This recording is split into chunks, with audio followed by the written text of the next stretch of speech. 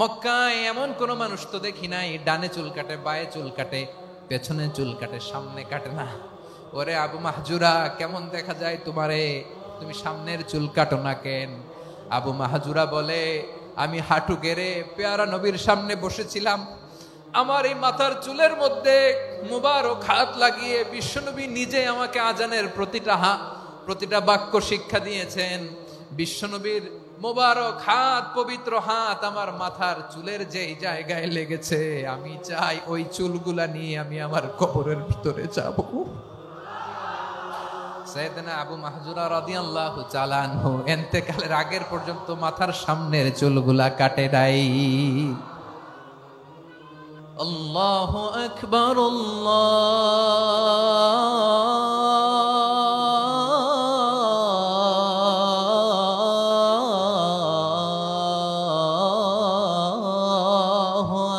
আকবার। আবু মাহজুরা রাদিয়াল্লাহু তাআলা আনহু কিভাবে মুসলিম হলেন আওয়াজ করে শুনেন।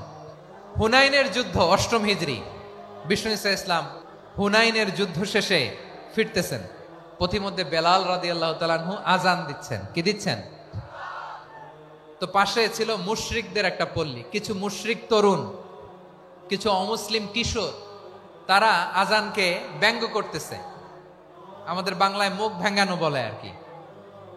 বেলাল রাদিয়াল্লাহু তাআলা আনহু আজান দিচ্ছেন, ওই বাচ্চাগুলো মুশরিক তো, ওরা আজানকে ব্যঙ্গ করতেছে, বিকৃতি করে ওরাও আজান দিচ্ছে। উদ্দেশ্য হচ্ছে আজানকে নিয়ে ঠাট্টা করা। উদ্দেশ্য কি? ঠাট্টা করা। ব্যাপারটা মনে কষ্ট পাওয়ার মতো ব্যাপার না? কিন্তু বিশ্বনবী ওইখানে দেখেন কি খুঁজলেন। বিশ্বনবী খেয়াল করলেন অমুসলিম কিশোরদের মধ্য থেকে একটা কিশোরের গলাটা বড় দরাজ গলা, কণ্ঠটা বড় সুন্দর।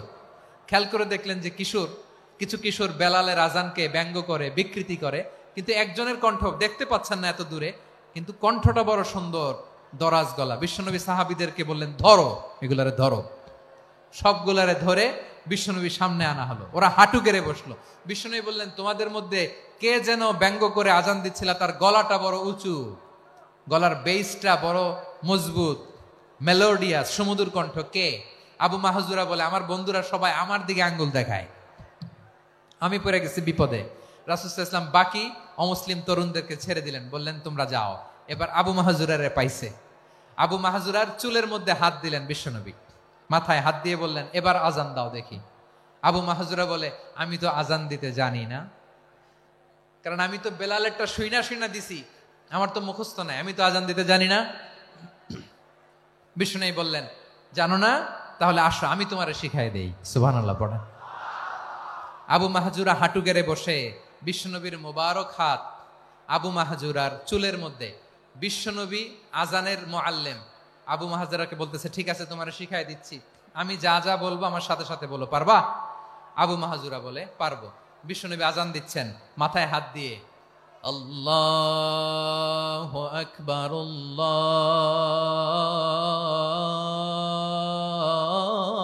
আল্লাহু আকবার। আবু মাহজুরা এই বাক্যটা পড়লেন। বিশ্বনবী দ্বিতীয় বাক্য পড়তে আরম্ভ করলেন, আল্লাহু আকবার, আল্লাহু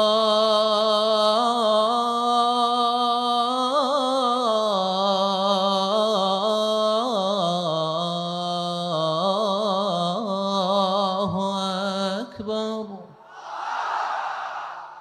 আবু মাহজুরা এই বাক্যটা বললেন। বিশ্বনবী আবু মাহজুরার মাথার মধ্যে হাত দিয়ে তৃতীয় বাক্য পড়লেন, আশহাদু আল্লা ইলাহা ইল্লাল্লাহ।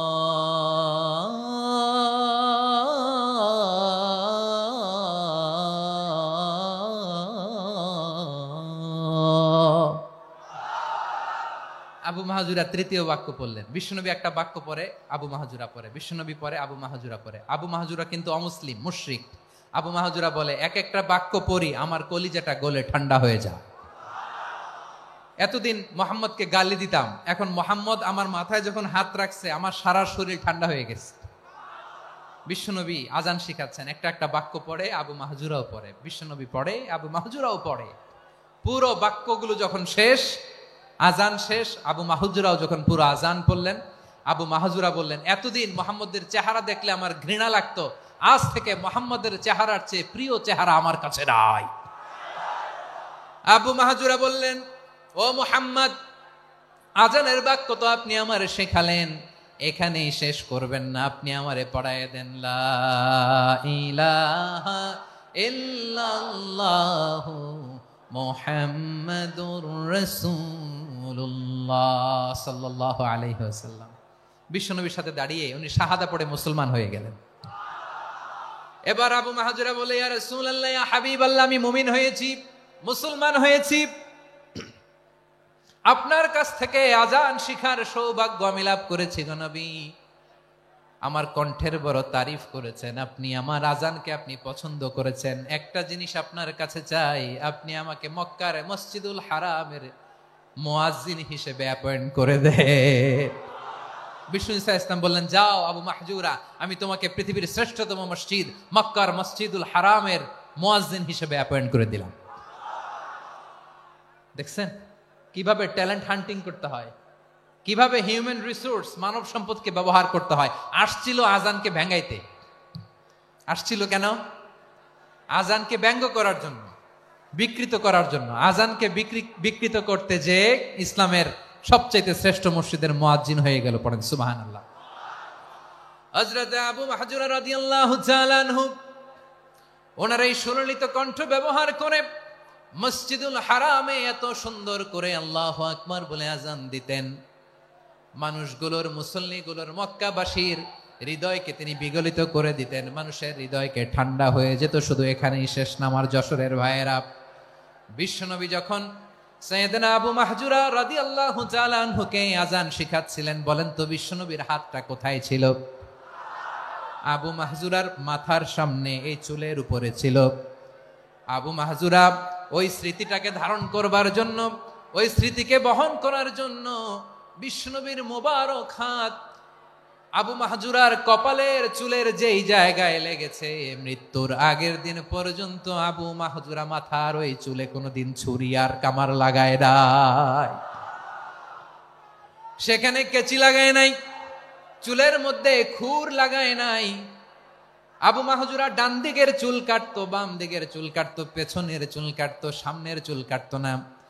আবু মাহজুরা রাদিয়াল্লাহু তাআলা আনহুর সামনের চুলগুলো বড় হতে হতে যখন এত বড় হয়ে যায়, তিনি চুলগুলো পেঁচিয়ে মাথার মধ্যে রাখতেন, তারপরে তিনি পাগড়ি পরতেন। সবাই জিজ্ঞেস করতো, আবু মাহজুরা, এটা আবার কেমন স্টাইল? দেখতে তোমারে কি বিদঘুটে লাগে? কেমন অড লাগে, কেমন খারাপ দেখা যায়? মক্কায় এমন কোন মানুষ তো দেখি নাই, ডানে চুল কাটে, বায়ে চুল কাটে, পেছনে চুল কাটে, সামনে কাটে না। ওরে আবু মাহজুরা, কেমন দেখা যায় তোমারে? তুমি সামনের চুল কাটো না কেন? আবু মাহজুরা বলে, আমি হাঁটু গেড়ে পেয়ারা নবীর সামনে বসেছিলাম, আমার এই মাথার চুলের মধ্যে মুবারক হাত লাগিয়ে বিশ্বনবী নিজে আমাকে আজানের প্রতিটা বাক্য শিক্ষা দিয়েছেন। বিশ্বনবীর মোবারক হাত, পবিত্র হাত আমার মাথার চুলের যেই জায়গায় লেগেছে, আমি চাই ওই চুলগুলা নিয়ে আমি আমার কবরের ভিতরে যাব।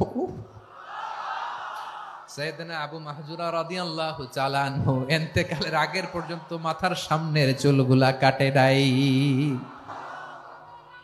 মাথার সামনের চুল তিনি কাটেন নাই। সুবহানাল্লাহ বিহামদি। কেমন ভালোবাসতেন বিশ্বনবী সাহাবীদেরকে, সাহাবারা কেমন ভালোবাসতেন বিশ্বনবীকে। সামনের চুলগুলো বড় হতে হতে এত বড় ছিল, পেঁচিয়ে রেখে পাগড়ি পরতেন, কাটতেন না। নবীর হাত লেগেছিল। সুবহানাল্লাহ পড়েন। তাহলে what is the lesson? Moral of the story কি? মোরাল অফ দ্য স্টোরি হচ্ছে, আসছিল আজানকে ব্যঙ্গ করার জন্য, বিকৃত করার জন্য, হয়ে গেল মসজিদুল হারামের মুয়াজ্জিন। দেখেন বিশ্বনবী একটা খারাপ সিচুয়েশনের মধ্যে থেকে কি ভালো জিনিস বের করে আনলেন। আমি যে শুরুতে বলেছি কিভাবে তিনি হিউম্যান রিসোর্সকে ডেভেলপ করেছেন, ম্যানেজ করেছেন। তিনি যে চৌকস ট্যালেন্ট হান্টার ছিল, দেখেন সবার মধ্যে থেকে এর বাছাই করে মুয়াজ্জিন বানাই দিয়েছেন। সুবহানাল্লাহ পড়েন। তার মানে এই না সবাইরে ধরে ধরে উনি মুয়াজ্জিন বানাইছেন। যার যেই ট্যালেন্ট আছে তাকে ওই কাজে অ্যাসাইন করেছেন। যার যেই প্রতিভা আছে তার প্রতিভাকে ইসলামের কাজে লাগিয়েছেন। সুবহানাল্লাহ পড়েন। যায়েদ বিন সাবিত রাদিয়াল্লাহু তাআলা আনহু নাম শুনেছেন? যশোর, কথা বেরোয় না। যদি জিগায় সালমান খানের নাম শুনছেন, সবাই হাত তুলবে, জি হুজুর শুনছি, মানে সব দেখা শেষ। সালমান খান, আমির খান, অমুক খান, সব খান মুখস্থ, কিন্তু জায়েদ বিন সাবেতের নাম মুখস্থ নাই মুসলমানদের। যেই সাহাবী মাথার সামনের চুল কাটে নাই, মসজিদুল হারামের মুয়াজ্জিন বানাইছেন বিশ্বনবী, সাহাবীর নাম কি? খায়া ফেলাইছে, স্লোগানের সাথে খায়া ফেলাইছে। আবু মাহজুরা, কি নাম? আবু মাহজুরা আল জুমাহি রাদিয়াল্লাহু তাআলা আনহু। এই নামটা আজকে নিয়ে যাইতে হবে যশোর। আবু মাহজুরা রাদিয়াল্লাহু তাআলা আনহু। 2 নম্বরে বলছিলাম যায়েদ বিন সাবিত রাদিয়াল্লাহু তাআলা আনহু। বিশ্বনবী দেখলেন মদিনার এই আনসারী সাহাবী হাইলি ট্যালেন্টেড, ইন্টেলেকচুয়াল, মেরিটোরিয়াস, জ্ঞানের প্রতি তার আকর্ষণ, মারাত্মক আকর্ষণ। বিশ্বনবী তাকে দায়িত্ব দিলেন, কোরআন যা নাজিল হয় তুমি লিখো, কাতিবুল ওয়াহি বানায় দিলেন। সুবহানাল্লাহ। যায়েদ বিন সাবিতরে আবার আজান শিখান নাই, কারণ তার মধ্যে বিশ্বনবী প্রতিভা দেখেছেন, একাডেমিক প্রতিভা। বিশ্বনবীর একাডেমিক প্রজেক্টগুলো তিনি হ্যান্ডেল করতেন। যায়েদ বিন সাবিত ছিল বিশ্বনবীর ব্যক্তিগত সচিব। কি ছিল? ব্যক্তিগত সচিব। বোঝেন নাই? বিশ্বনবীর ব্যক্তিগত সচিব এবং দোভাষী। ইহুদিরা কিছু লিখে দিলে এটার অর্থ বিশ্বনবীরে বুঝায় দিতেন, আবার ইহুদিদের কাছে কিছু লিখতে হলে তিনি লিখে দিতেন। বিশ্বনবী একদিন বললেন, ইন্নী ওয়াল্লাহি মা আমানু ইয়াহুদা আলা কিতাব। ইহুদিরা যে চিঠি পাঠায় অর্থ তো বুঝি না, আরেক ইহুদি আইনে অর্থ করা লাগে। আবার ইহুদিদের কাছে কিছু লিখে পাঠাইতে চাইলে আমরা তো লিখতে পারি না, ইহুদিরে দিয়ে লেখা লাগে। ওরা যে পয়রা শোনায় লিখে দেয়, আমি ওদের বিশ্বাস করি না, আমার নিজের একজন লোক দরকার। বিশ্বনবী এই যায়েদ বিন সাবিতকে চুজ করলেন ল্যাঙ্গুয়েজের জন্য। উনি বললেন, যায়েদ, তোমার সফট স্কিলকে ডেভেলপ করতে হবে, তুমি হিব্রু ল্যাঙ্গুয়েজ শিখে ফেলো। যায়েদ বিন সাবিত বলল, বিশ্বনবীর মোটিভেশন আর ইন্সপিরেশন পেয়ে আমি 15 দিনে ইহুদিদের এই হিব্রু ল্যাঙ্গুয়েজ শিখে ফেললাম। শুধু শিখে ফেললাম না, হাত্তা হাদিকতু, even I became master in the language. এই ভাষা আমি পারদর্শী হয়ে গেলাম। এরপরে ইহুদিরা চিঠি লিখে পাঠালে আর কোনো ইহুদি ডাকা লাগতো না, আমি নবীর এটার অর্থ শুনে পরে বুঝায় দিতাম। আবার ইহুদিদের কাছে চিঠি লেখা লাগলে আমি যায়েদ বিন সাবিত চিঠি লিখে দিতাম। সুবহানাল্লাহ। দেখেন, এত সাহাবীর মধ্য থেকে বিশ্বনবীর একাডেমিক প্রজেক্ট, ব্যক্তিগত সচিব, দোভাষী হিসেবে তিনি যায়েদ বিন সাবিতের মতো তরুণকে নির্বাচিত করেছেন। কেমন ট্যালেন্ট হান্টার ছিল আমার নবী। সুবহানাল্লাহ পড়বেন না? বিশ্বনবীর ইন্তেকালের পরে সাইয়েদনা আবু বকর রাদিয়াল্লাহু তাআলা আনহু যখন খলিফা হয়ে আসলেন, কোরআনকে সংকলনের দায়িত্ব দেয়া লাগবে, কোন সাহাবীকে দিবেন? সব সাহাবারা মিলে পরামর্শ করলেন। সাইয়েদনা আবু বকর, ওমর সবাই মিলে এই বিশাল কোরআন সংকলনের গুরু দায়িত্ব বিশ্বনবীর ব্যক্তিগত সচিব, বিশ্বনবীর দোভাষী, বিশ্বনবীর সিলেক্ট করাই লোক যায়েদ ইবনে সাবিত রাদিয়াল্লাহু তাআলা আনহুকে দিয়েছে। কোরআনের কপি তো আজকে এখানে রাখে নাই। এই যে আজকের যে কোরআন পড়েন, এটা আগে এরকম ছিল না। কোরআন নাজিল হলে সাহাবারা চামড়ার, ওটের চামড়ায় লিখে ফেলতো, ওটের চ্যাপ্টা হাড্ডির মধ্যে লিখে ফেলতো, গাছের গুড়ির মধ্যে লিখে ফেলতো, বিভিন্ন জনের কাছে ছড়ানো ছিটানো ছিল। আবু বকর রাদিয়াল্লাহু তাআলা আনহু একসাথে করলেন, পরবর্তীতে উসমান রাদিয়াল্লাহু তাআলা আনহু একসাথে করলেন। 114 সূরার এখন এই মুসহাফ, এই কম্পাইলেশন, এই কপি আমরা পেয়েছি, যার হিউজ কন্ট্রিবিউশন ছিল। এই পুরো কোরআন কম্পাইলেশনের প্রজেক্ট ম্যানেজার ছিল যায়েদ বিন সাবিত রাদিয়াল্লাহু তাআলা। কোরআন কম্পাইলেশনের প্রজেক্ট ম্যানেজার। দেখেন, উনারে মাথায় হাত দিয়ে আজান শিখায় নাই। সুবহানাল্লাহ কইবেন না? তাহলে প্রথম সাহাবী আবু মাহজুরাকে মুয়াজ্জিন বানাইলেন, যায়েদ বিন সাবিতকে ব্যক্তিগত সচিব আর দোভাষী বানালেন, মুসআব ইবনে উমাইর রাদিয়াল্লাহু তাআলা আনহুকে ইসলামের প্রথম অ্যাম্বাসেডর বানালেন। তাহলে তৃতীয় নাম্বার একজন সাহাবীর নাম বলছি, মুসআব ইবনে উমাইর। মুসআব কি নাম? নামটা কেমন লাগে? এই কয়েকজনের ভাল লাগে, বাকিদের ভাল লাগে না? ভাল লাগে? এই এই আর কয়েকটা মিনিট দেওয়া যাবে না আমাকে আল্লাহর রাস্তে? হ্যাঁ, ঠিক আছে। আমি তোমাদেরকে ভালোবাসা দেখাবো, দোয়া করব, যদি চুপ থাকো, একেবারে চুপ, কষ্ট সহ্য করো, বাকিরা যা সওয়াব পাবে তোমরা ডবল পাবা, যেহেতু কষ্ট বেশি, কিন্তু চুপ। 3 নাম্বার সাহাবীর নাম মুসআব। এই ধাক্কাধাক্কি কেন? ধাক্কাধাক্কি কেন রে ভাই? না না না, এরকম হইলে আসবো না যশোর, আমি আর আসবো না। হয় পিছনে চলে যাও, নাহলে চুপ, ধাক্কাধাক্কি নেই। 3 নম্বর সাহাবীর নাম মুসআব। কি নাম? He was the first ambassador in Islam. ইসলামের প্রথম ডিপ্লোমাট, প্রথম কূটনৈতিক, ইসলামের প্রথম কূটনৈতিক, ইসলামের প্রথম ডিপ্লোমাট, প্রথম অ্যাম্বাসেডর মুসআব ইবনে উমাইর। মক্কার তরুণ যুবক, উনি পারফিউম লাগাইলে মানুষ দেখলেই বুঝতো এটা মুসআব লাগাইছে। এমন ড্যাশিং ফেসের ছিল, এমন স্মার্ট ড্যাশিং ফেস, এমন পার্সোনালিটির মানুষ ছিল মুসআব রাদিয়াল্লাহু তাআলা আনহু। কারণ যিনি ইসলামের স্পোকম্যান হবেন, মুখপাত্র হবেন, তার স্মার্ট হওয়ার দরকার আছে না নাই? আকাবার প্রথম শপথ যখন হলো, তাদের সাথে বিষ্ণু ঈসা ইসলাম মদিনাতে একজন মুখপাত্র পাঠালেন, ডিপ্লোমাটকে পাঠালেন, অ্যাম্বাসেডর অফ ইসলাম। তিনি হচ্ছেন মুসআব ইবনে উমাইর। পড়েন সুবহানাল্লাহ। বিশ্বনবী দেখলেন সে অনেক স্মার্ট, তার ডেডিকেশন আছে, সিনসিয়ারিটি আছে, এবং মদিনায় যে আউস খাজরাজ গোত্রের নেতাদের সাথে ডিল করতে হবে, ইহুদিদের সাথে ডিল করতে হবে, ওখানে একজন পাক্কা জানু খেলোয়াড়ের দরকার আছে না নাই? মুসআব ইবনে উমাইর রাদিয়াল্লাহু তাআলা আনহু, ওনাকে বিষ্ণু ঈসা ইসলাম চুজ করলেন। এবং বিষ্ণু ঈসা ইসলামের এই চুজিংটা, এই সিলেকশনটা এত সুন্দর ছিল, তিনি মদিনাতে যে বিশ্বনবী আসার আগেই মদিনার জমিনকে তিনি উর্বর করে ফেলছেন। প্রতিটা ঘরে ঘরে কালিমার দাওয়াত তিনি পৌঁছায় দিচ্ছেন।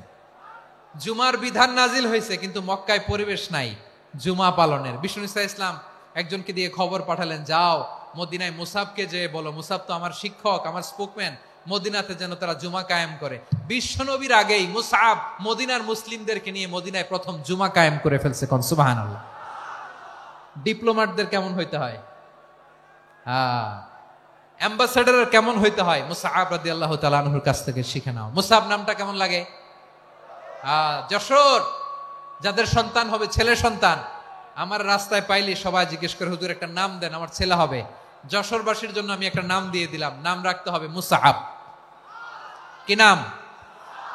নামটা যাদের ভাল লাগে, ছেলে সন্তান অনাগত আসবে, মনে চাইলে নাম রেখে দিবেন মুসআব রাদিয়াল্লাহু তাআলা আনহুর নামে মুসআব। তাহলে মুসআব রাদিয়াল্লাহু তাআলা আনহুকে বিশ্বনবী ল্যাঙ্গুয়েজ শিখান নাই, সফট স্কিল শিখান নাই। যায়েদ রাদিয়াল্লাহু, তিনি হিব্রু ল্যাঙ্গুয়েজ শিখেছেন, সুরিয়ানি শিখেছেন, কিন্তু মুসআবকে তিনি বানিয়েছেন the spokesman of Islam, the first diplomat, the ambassador of Islam. সুবহানাল্লাহ পড়বেন না? আব্দুল্লাহ ইবনে আব্বাস রাদিয়াল্লাহু তাআলা আনহু, বিশ্বনবীর কাজিন, চাচাতো ভাই। আবার মাইমুনা রাদিয়াল্লাহু তাআলা আনহু, মাইমুনা নবীর স্ত্রী, তিনি ছিলেন আব্দুল্লাহর আপন খালা। তো নবীর বউ যদি ওনার খালা হয়, নবী তার কি? বুঝে নাই, নবী তার কি? খালু। তাহলে সম্পর্ক অনেক গভীর, কাজিন আবার খালু। ছোট্ট মানুষ, তাই রাতে মাঝে মাঝে ঘরে থাকতো। বিশ্বনবী দেখলেন আব্দুল্লাহ যেহেতু আমার ঘরে ঢুকতে পারে, আব্দুল্লাহরে এই উম্মতের বড় শিক্ষাবিদ বানাইতে হবে। কথা বোঝে নাই? আব্দুল্লাহকে কি বানাইতে হবে? শিক্ষাবিদ, এডুকেটর অফ দিস উম্মাহ, এই উম্মার শিক্ষাবিদ বানাইতে হবে। তাই আব্দুল্লাহ ইবনে আব্বাসকে বিশ্বনবী হাতে কলমে শিক্ষা দিয়েছেন। আহারে, আর এরপরে যে কি ভাষা আসবে তোমাদের জন্য আমার মুখ থেকে আমি নিজেও জানি না। 1 ঘন্টা যাবত ধাক্কা ধাক্কি মারামারি। তো আসতে বলছে কে তোমাকে? পেছনে চলে যাও, জায়গা না পেলে। পুরো প্রোগ্রামটাই নষ্ট করে দিল।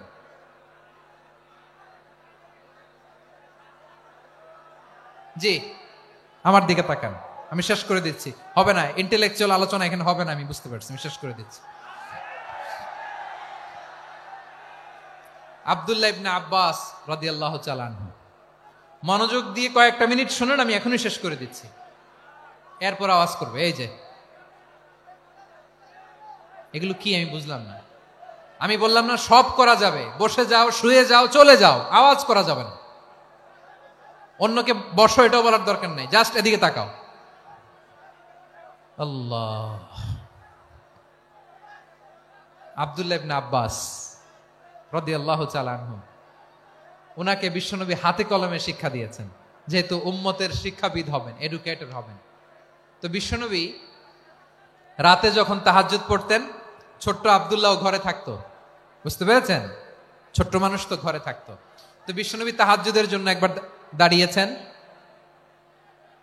ছোট্ট আব্দুল্লাহ ওযু করে দাঁড়াইছে। আচ্ছা বলেন তো, ইমাম আর মুসল্লি মোট যদি দুইজন হয়, একজন ইমাম একজন মুসল্লি, তো মুসল্লি ইমামের কোন দিকে দাঁড়াবে? ডানে দাঁড়াবে। ছোট্ট আব্দুল্লাহ বুঝে নাই, বিশ্বনবী তাহাজ্জুদ শুরু করেছেন, উনি ইক্তেদা করছেন আর দাঁড়াইছেন বায়ে। কোথায় দাঁড়িয়েছেন? আব্দুল্লাহ বলেন, যখন আমি বায়ে দাঁড়ালাম, আখাযা রাসূলুল্লাহ সাল্লাল্লাহু আলাইহি ওয়াসাল্লাম উযুনি আল ইউমনা ইয়াফতিলুহা, বিশ্বনবী নামাজরত অবস্থায় আমার কান ধরে টেনে আমার ডান দিকে এনে দাঁড় করায় দিলেন। পড়েন সুবহানাল্লাহ। দেখেন, হাতে কলমে শিক্ষা। আর জীবনে ভুল হবে? কথা কয় না, আর ভুল হবে? আর ভুল হবে না। এভাবে বিশ্বনবীর অনেক সঙ্গ পেয়েছেন, সফর করেছেন, একই বাহনে বসেছেন, এক বাহনে বসে লম্বা নাসিহত করেছেন, বলেছেন, ইয়া গোলাম ইহফাজিল্লাহ ইয়াহফাজকা, ইহফাজিল্লাহ তাজিদহু তুজাহাক, ইযা সাআলতা ফাসআলিল্লাহ ওয়া ইযা ইসতাআনতা ফাসতাইন বিল্লাহ। আল্লাহর বিধান মানো, আল্লাহর বিধান রক্ষা করো, আল্লাহ তোমায় রক্ষা করবে। আব্দুল্লাহ, চাইতে হলে আল্লাহর কাছে চাও, সাহায্য চাইতে হলে আল্লাহর কাছে সাহায্য চাও। মনে রেখো, গোটা বিশ্বের সবাই যদি তোমার সাহায্য করতে চায়, ততটুকুই করতে পারবে যতটুকু আল্লাহ তোমার নসিবে রেখেছে। গোটা বিশ্ব যদি তোমার বিরুদ্ধে ষড়যন্ত্রে দাঁড়িয়ে যায়, ক্ষতি ততটুকু করতে পারবে যতটুকু তোমার জন্য বরাদ্দ আছে।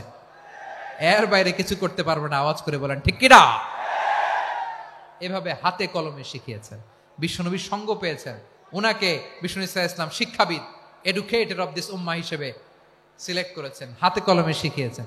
বিশ্বনবী একবার প্রকৃতির ডাকে সাড়া দিয়ে এসেছেন। এখন কি করতে হবে? নামাজের জন্য অজু করতে হবে। বিশ্বনবী এসেই দেখেন অজুর বদনায় পানি ভরা, খুশি হয়ে গেলেন। বললেন, কে রেখেছে পানি?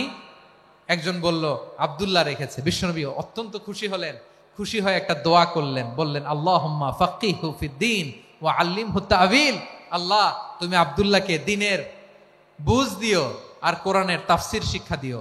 বিশ্বনবীর এই দোয়া এমন লাগছে, উনি রাইসুল মুফাসসিরিন, এই পৃথিবীতে যত মুফাসসির ছিল, যত মুফাসসির আসবে, সকল মুফাসসিরের সম্রাট হিসেবে স্বীকৃত হয়েছেন। আব্দুল্লাহ ইবনে আব্বাস, বিশ্বনবী ওনারা আজান শিখান নাই, বিশ্বনবী ওনারা ল্যাঙ্গুয়েজ শিখান নাই, বিশ্বনবী ওনারা অ্যাম্বাসাডর বানান নাই, হাতে কলমে শিক্ষা দিয়েছেন। ছোট্ট মানুষ, বিশ্বনবী ইন্তেকাল করলেন। আবু বকরের সময় গেল, ওমরে ফারুকের খেলাফত, তখনও তিনি তরুণ। ওমরে ফারুক রাদিয়াল্লাহু তাআলা আনহু ওনার ক্যাবিনেট মিনিস্ট্রির বৈঠকে এই আব্দুল্লাহ ইবনে আব্বাসকে পাশ দিয়ে বসায় রাখতেন। বয়স্ক সাহাবারা এটা পছন্দ করতো না। তারা বলতো, ঘটনা কি? আব্দুল্লাহর মতো ছেলে নাতি আমাদের আছে, এরা কেন রাখে ওমরে ফারুক? ওমরে ফারুক এটা টের পেলেন। তিনি বুঝতে পারলেন যে ক্যাবিনেট মেম্বাররা এটা পছন্দ করে না, ছোট্ট আব্দুল্লাহরা কেন রাখি, কেন যে রাখি, এটা একদিন বুঝাবো। একদিন মিটিং এ তিনি সবাইকে বললেন, ইদা জাআ নাসরুল্লাহি ওয়াল ফাতহ। এই আয়াত দ্বারা উদ্দেশ্য কি বলেন তো মুরব্বী সাহাবীরা? এক সাহাবী বলেন, এই সূরা দ্বারা উদ্দেশ্য, আল্লাহ বলেছেন আমাদেরকে বিভিন্ন ল্যান্ড, বিভিন্ন এলাকা বিজয় করতে হবে। ওমরে ফারুক বললেন, না, হয়নি।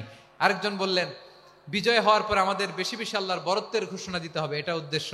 ওমরে ফারুক বললেন, না, হয় নাই। যারা জিজ্ঞেস করেন কেউ পারে না। সব শেষে বিশ্বনবী ছোট্ট আব্দুল্লাহরে বলেন, আব্দুল্লাহ, ইদা জাআ নাসরুল্লাহি ওয়াল ফাতহ, এর দ্বারা উদ্দেশ্য কি বলতো? ছোট্ট আব্দুল্লাহ বলেন, হুয়া আজালু রাসূলিল্লাহ। এই আয়াত দ্বারা বিশ্বনবীর বিদায়কে উদ্দেশ্য নেওয়া হয়েছে। ওমরে ফারুক বললেন, হাযা হুয়া, এটাই তো সঠিক উত্তর, এটাই সঠিক তাফসীর এই আয়াতের।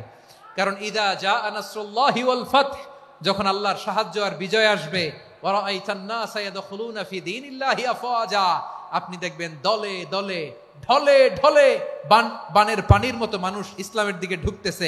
ইসলামের বিজয় হয়েছে। তো ইসলামের বিজয়ের মিশন নিয়ে নবী আসছে। বিজয়ী যখন হয়ে গেছে, এখন তো নবীর বিদায় হবে। জোরে বলেন ঠিক কিনা? কোন সাহাবী এই সূক্ষ্ম কথাটা ধরতে পারে নাই, ওই আব্দুল্লাহ ছাড়া। আব্দুল্লাহ যখন উত্তর দিছে, সব সাহাবীদের টনক নড়েছে। এরপর থেকে কোনো ক্যাবিনেট মিটিং এ আর কোন সাহাবারা কোনো প্রশ্ন করে নাই। আওয়াজ করে পড়েন সুবহানাল্লাহ। বিশ্বনবী আব্দুল্লাহ ইবনে আব্বাসকে দ্য এডুকেটর অফ দ্য উম্মাহ, উম্মার শিক্ষাবিদ হিসেবে গ্রহণ করেছেন। আওয়াজ করে পড়তে হবে আল্লাহু আকবার।